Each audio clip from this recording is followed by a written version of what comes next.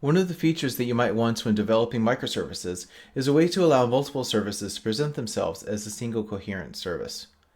In SUSE CaaS Platform, this is done with the help of an ingress controller.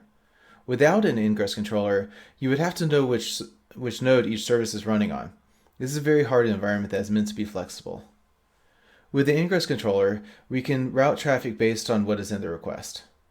To show this, let's combine a few services into one. We currently have 3 deployments and their corresponding services running.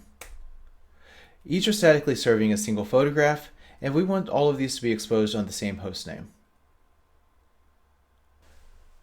To expose these through an ingress, we create an ingress object. Here's the YAML for one.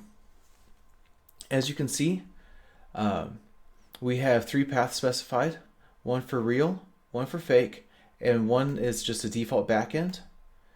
And you can see that each of these paths have a service that's tied to them. Again, real, fake, and then the default.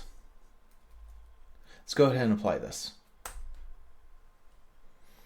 Once we apply that, we can go here and we can see that now, instead of the default, we can go to real and see a real chameleon. We can go to fake and see a fake chameleon. And then we can go anywhere else and see a chameleon that isn't found. You can also do this based on host names. Well, I'm not going to show it. Here's how you do this.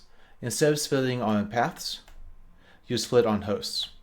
And so you give each of these roles their own host. As you can see, SUSE CaaS Platform gives you the tools that you need to accelerate the delivery of modern applications. Thank you.